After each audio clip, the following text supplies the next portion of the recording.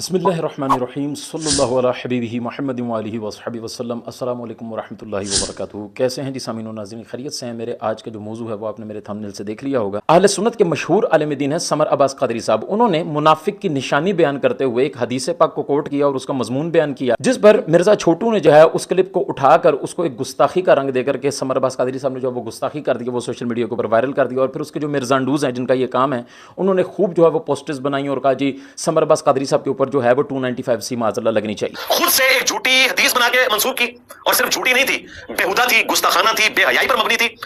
اور اس نے یہ نہیں کہا کہ یہودی کہتے تھے یا کرسچنز کہتے تھے، یہ گاڑی والی سرکار نے خود کہا، المعروف گاڑی والی سرکار، یعنی کہ مفتی سمر عباس اتاری حفظہ اللہ تعالی، خود سے اس نے ایک حدیث بنائی منافق کی مثال بیان کرتے ہوئے، نبی اسلام کی طرف منسوخ کر دی۔ پاکستان کے قانون کے تحت اس پہ 295 سی لگ دی ہے۔ ہمارے نزدیک یہ ہے کہ یہ توبہ کر لے تو انشاءاللہ توبہ قبول ہے، لیکن پاکستان کے قانون میں ایسا نہیں ہے، اور یہ بڑے خوش ہیں اس قسم کے قوانین پہ۔ اس سے پہلے کہ میں اس پہ گفتگو کروں، میں آپ کی توجہ اس واردات کی طرف لگانا چاہتا ہوں جس وجہ سے یہ سارا پروپیگنڈا کھڑا کیا گیا۔ المختصر اگر میں آپ کے سامنے بیان کروں تو 295 سی کے قانون میں توبہ کی شک کو داخل کر کے اس قانون کو کمزور بنا کے گستاخان رسول کے لیے پھاٹک کھولنے کے لیے مرزا دجال صاحب نے یہ سارے کا سارا مقدمہ کھڑا کیا۔ یہ قادیانیوں کا تو فرنٹ مین تھا ہی تھا، اب یہ گستاخان رسول کا فرنٹ مین بھی بن گیا ہے۔ یہ اس بندے کی بدبختی ہے۔ اب میں آپ کو بتاتا ہوں کہ اصل کھیل کیا کھیلا جا رہا ہے۔ توجہ سے آپ میری بات سنیں گے تو انشاءاللہ آپ کو میری بات سمجھ میں آئے گی۔ آپ کے سامنے یہ چیز بتائی جاتی ہے کہ جیسے ہی کوئی شخص گستاخی کے اوپر مبنی کوئی کلمات بولتا ہے یا اسٹیٹمنٹ دیتا ہے، فوراً اس کے اوپر 295 سی لگا دی جاتی ہے۔ تو میں دلائل کے ساتھ آپ کے سامنے انشاءاللہ چند چیزیں رکھوں گا۔ یہ ایک بات اپنی ذہن میں رکھیے گا کہ ہم تب تک کسی بھی شخص کے بارے میں گفتگو نہیں کرتے جب تک کہ اس کے اوپر کوئی شرعی حکم نہیں آ جاتا۔ آپ انجینئر محمد علی مرزا کو ہی لے لیں، جب اس نے گستاخی کی، جب اس نے اللہ رسول کی شان میں کوئی بکواس کی، علماء نے اس کو دلائل دیے، اس کی گستاخی کو ثابت کیا اور اس کے اوپر توبہ بھی پیش کی۔ لیکن آپ ایک بھی ویڈیو مرزا دجال کی ایسی آپ میرے سامنے نہیں رکھ سکتے کہ جو علماء کرام کے سمجھانے پہ اس نے گستاخی سے توبہ کی، اور پھر ایٹ دی اینڈ اس نے یہ جسارت کر دی کہ نبی کریم علیہ الصلوۃ والسلام کی طرف لفظ دجال کو منسوب کر دیا کہ 2 ارب عیسائی نبی کریم علیہ الصلوۃ والسلام کو لفظ دجال کہتے ہیں، بجائے اس کے کہ اپنی اس غلطی سے توبہ کرتا۔ اس نے اپنی اس غلطی کو ڈیفینڈ کرنا شروع کر دیا، بلکہ اپنی غلطی ماننے سے انحراف کر دیا، اور سوشل میڈیا پہ آکے اس نے ایک نئی سٹیٹمنٹ دے دی کہ میں نے تو یہ کہا ہی نہیں ہے کہ وہ دجال کہتے تھے، میں نے تو یہ کہا ہے کہ وہ دجال سمجھتے تھے۔ اور اس میں میں نے جملہ بولا کہ کرسچنز ہمارے پیغمبر کو نعوذ باللہ دجال سمجھتے ہیں، کہتے ہیں نہیں، میں نے بولا کہیں گے تو ان کے ساتھ کیا ہوگی۔ اب یہ سٹیٹمنٹ جب اس نے دی تو اس کے بعد علماء کرام نے اس کے سامنے اس کی وہ سٹیٹمنٹ بھی رکھ دی کہ جس میں یہ واضح الفاظ میں کہہ رہا ہے کہ وہ دجال کہتے تھے۔ انسانی تاریخ کا سب سے کامیاب ترین انسان، آج پلانٹ ارتھ پہ 6 ارب لوگ ان کو پیغمبر ہی نہیں مانتے، 2 ارب کرسچنز انہیں دجال کہتے ہیں، 2 ارب کرسچنز انہیں دجال کہتے ہیں۔ تو کہنے والی سٹیٹمنٹ بھی سامنے آ گئی، لیکن اس بدبخت نے توبہ نہ کی۔ اب اس کے اوپر ایف آئی آر کٹی، اس نے پھر بھی اپنی اس گستاخی کو ڈیفینڈ کرنے کے لیے بجائے اس کے کہ یہ توبہ کرتا، اس بندے نے اس کے اوپر پورے ولاگ کیے، پورے سیشن کیے، اور اپنی گستاخی کو ماننے کے بجائے، توبہ کرنے کے بجائے، اس شخص نے کیا کیا، ہٹ درمی پہ اتر آیا۔ اب جب یہ اپنی اس گستاخی کے اوپر ڈٹ گیا، اپنی گستاخی نہیں مانی، اب کٹی اس کے اوپر 295 سی۔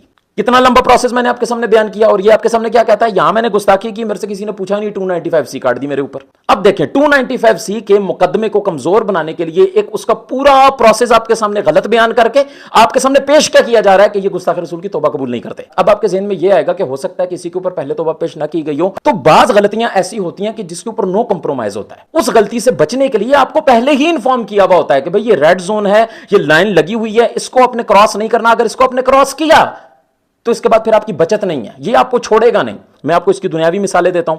آپ نے دیکھا ہوگا کہیں پہ بھی کوئی فوجی ادارہ ہو یا کوئی ایسا نو گو ایریا ہو جہاں پہ کسی عام بندے کا داخلہ منع ہو، تو آپ نے دیکھا ہوگا دیواروں کے اوپر باقاعدہ واضح طور پہ لکھا ہوتا ہے کہ کسی بھی مشکوک حرکت کرنے والے کو گولی مار دی جائے گی، جی اسے پوچھا نہیں جائے گا۔ تو بعض غلطیاں ایسی ہوتی ہیں کہ جس کے اوپر نو کمپرومائز ہوتا ہے۔ اور دوسری بات یہ دیکھیں، یہ سارے کا سارا ڈرامہ اور یہ سارے کا سارا پروپیگنڈا جن کے لیے یہ بنایا جا رہا ہے، جن کے لیے سارا ڈرامہ کیا جا رہا ہے، جن گستاخان رسول کے لیے جو پھاٹک کھولا جا رہا ہے ان کو یہاں سے نکلوانے کے لیے، ان میں سے صرف ایک شخص کی گستاخی میں آپ کے سامنے رکھتا ہوں کہ جس نے قرآن پاک جیسی عظیم کتاب کے اوپر انزال کیا، مسٹربیشن کی، اس کے اوپر گندگی گرائی، جنہوں نے سیدہ کائنات کی شان میں گستاخیاں کی ہوئی ہیں، جنہوں نے نبی کریم علیہ الصلوۃ والسلام کی شان میں گستاخیاں کی ہوئی ہیں، بیان کرتے ہوئے بھی زبان لڑکھڑاتی ہے، ایویڈنس موجود ہے، ثبوت موجود ہیں، فرانسک ہوئی ہوئی رپورٹس موجود ہیں، ان لوگوں کی پشت پناہی میں کھڑے ہو کے یہ سارے کا سارا پروپیگنڈا کیا جا رہا ہے۔ میرے خیال میں اب آپ کو سمجھ میں آئی ہوگی کہ کھیل اصل میں کیا کھیلا جا رہا ہے۔ مسئلہ سمر عباس قادری صاحب کی گستاخی کا نہیں ہے، مسئلہ ان گستاخان رسول کا ہے کہ جو ان کے رشتہ دار لگتے ہیں، جن کو سپورٹ کرنے کے لیے ان کو فنڈنگ دی جا رہی ہے، ان کو ہڈیاں ڈالی جا رہی ہیں۔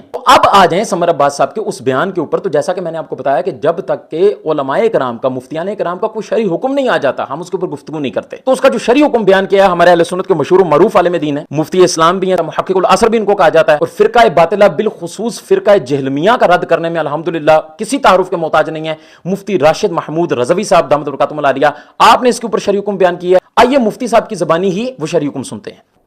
اب سوال یہ پیدا ہوتا ہے کہ جو سمر عباس اطاری صاحب نے مشکات المصابیح کا حوالہ دے کے روایت بیان کی ہے, اس مضمون کی کہیں روایت کتب احادیث میں موجود ہے کہ نہیں ہے.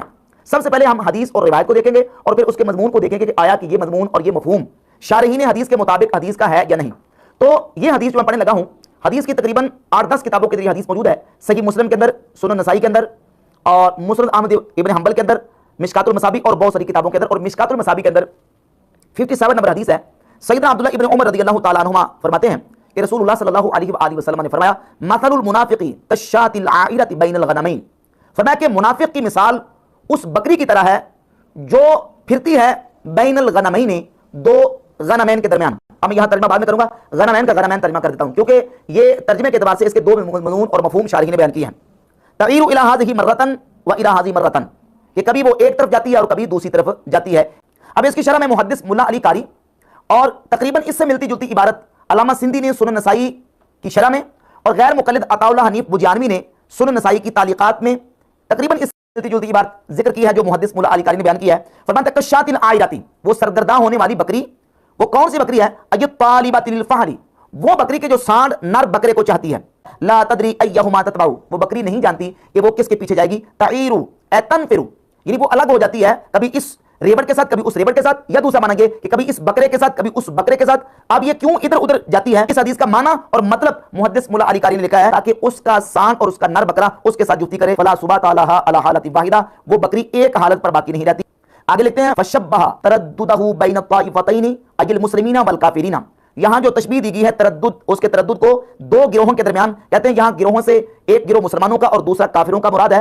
تبعا لہواہ, کیونکہ منافق اپنی ہوائے نفسانی اور خواہشات نفسانی کا پیروکار ہوتا ہے. بتردد الشاة العائرة التي لا تستقر على حال, اس بکری کی طرح, وہ بکری کہ جو بکری الشاة العائرہ ہے, جو اپنے فحل اور اپنے سانڈ اور نر بکرے کو طلب کرنے والی ہے, جو ایک جگہ پہ ٹکتی نہیں, ایک جگہ پہ ٹھہرتی نہیں ہے. اور حدیث بالمعنی اگر اس کو بیان کیا جائے گا تو حدیث بالمعنی کے اندر یہ مضمون اور مفہوم آئے گا جو کہ شارحین اپنی کتابوں کے اندر بیان کر دیا. مرزا جہلمی کے استاذ حافظ زبیر علی زئی نے جب اس حدیث کا ترجمہ کیا ہے تو اس میں بھی یہ لکھا ہے کہ وہ نر کو طلب کرتی ہے. اور یہ سعودی عرب سے جو اردو ترجمہ کے ساتھ قرآن مجید شائع ہوتا ہے, اس میں بھی غیر مقلد صلاح الدین یوسف نے سورۃ النساء کی آیت نمبر 143 کی تفسیر میں اسی حدیث کو بیان کر کے اس کا معنی یہ لکھا کہ نبی صلی اللہ علیہ وآلہ وسلم کا فرمان ہے منافق کی مثال اس بکری کی طرح ہے جو جفتی کے لیے دو ریوڑوں کے درمیان متردد رہتی ہے, بکرے کی تلاش میں, کبھی ایک ریوڑ کی طرف جاتی ہے کبھی دوسرے کی طرف. مرزا جہلمی کا اس انداز سے کہہ دینا کہ یہ توہین رسالت ہے اور گستاخی رسول ہے, اور کہنا کہ یہ جو بکرے والی مثال ہے یا بکرے کا ذکر تو حدیث کے اندر ہے ہی نہیں, جبکہ شارحین نے بین الغنمین کا جب ترجمہ کیا ہے تو یہاں یہ بھی مراد لیا کہ دو ریوڑ اور یہ بھی مراد لیا کہ دو بکرے. تو اس اعتبار سے جو مثال ہے اس کی شرح محدثین شارحین حدیث نے اپنی کتابوں کے اندر کی ہے.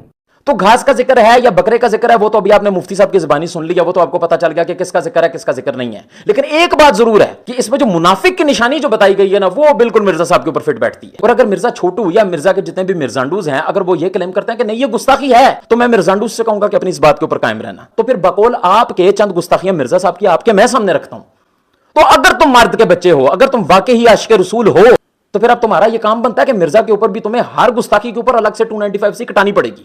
سب سے پہلے تو آجو لفظ چھوکرا کے اوپر. مرزا نے یہ بیان کیا کہ یہودی جو تھے وہ نبی کریم علیہ الصلوۃ والسلام کو کہتے تھے کہ یہ کل کا چھوکرا ہمیں دین سکھائے گا. یعنی علماء یہود پروفٹ کے مقابلے میں کھڑے ہوئے تھے اور انہوں نے اپنی پبلک کی مت مار دی. 10 یہودی بھی ایسے نہیں تھے جو آپ پہ ایمان لائے ہوں آپ کی مبارک زندگی. ان کے بڑے بڑے جو پادری بیٹھے ہوئے تھے وہ کہتے تھے یہ کل کے چھوکرا آگے میں بتائے گا, چھوکرا آگے میں بتائے گا. اور پھر جب اس سے دلیل مانگی گئی تو اس نے کہا جی لفظ چھوکرا کیا, لفظ چھوکرا تو ایک چھوٹا سا لفظ ہے, وہ تو اس سے بڑے بڑے لفظ نبی کریم علیہ الصلوۃ والسلام کو کہتے تھے. مطلب اگر وہ بڑی گستاخی کرتے تھے تو تمہارے لیے چھوٹی گستاخی کرنا جائز ہو گیا. وہ کہتے ہیں اس نے نبی کے لیے چھوکرا لفظ بول دیا, میں نے نہیں بولا, وہ بولتے تھے, وہ تو اس سے آگے بولتے تھے. تو جب اس نے یہ دیکھا کہ میں یہاں سے بھی پھنس گیا تو بجائے اس کے کہ یہ توبہ کرتا, اس شخص نے اس چھوکرا لفظ کو ڈیفینڈ کرنا شروع کر دیا اور اس نے کہا جی لفظ چھوکرا تو کوئی برا لفظ ہی نہیں ہے.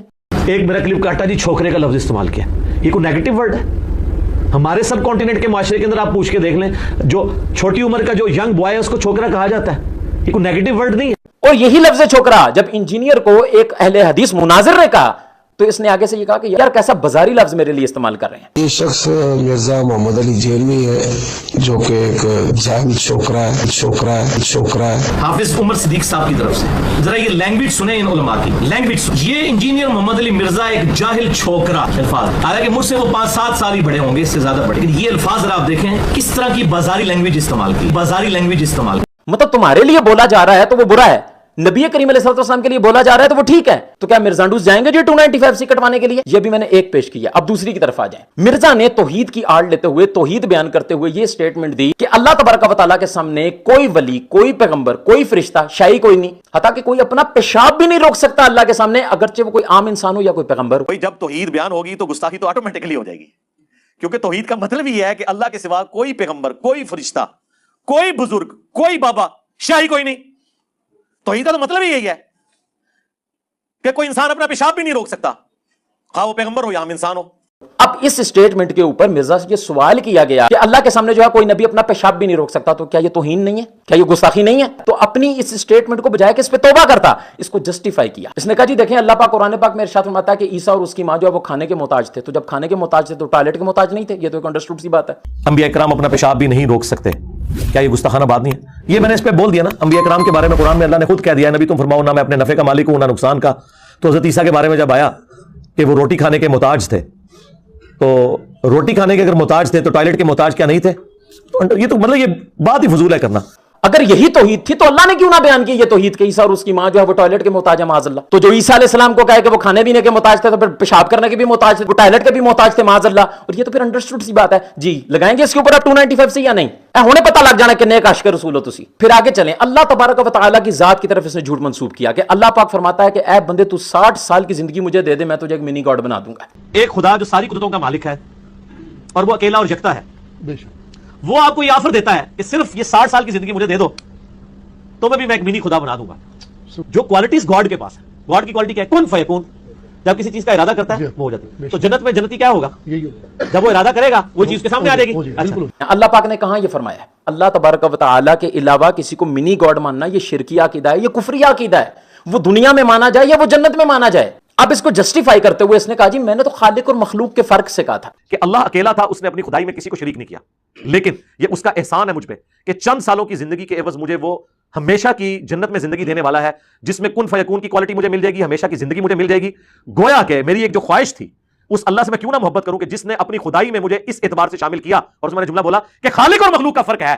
مطلب ہم اللہ کے ولیوں کے لیے دنیا میں اللہ کی عطا سے خالق اور مخلوق کا فرق رکھتے ہوئے بطور بندہ اگر کوئی اختیار ہم اللہ کے ولی کے لیے مانے تو ہم مشرک ہو جاتے ہیں معاذ اللہ.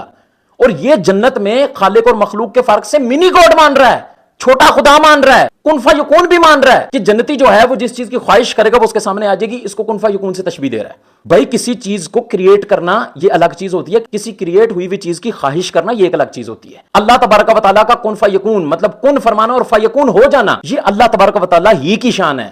اس لیے میں کہنا ہے آپ بریلویاں کو بیعت ہے توحید سکھائیے, توحید کی ہوندی ہے.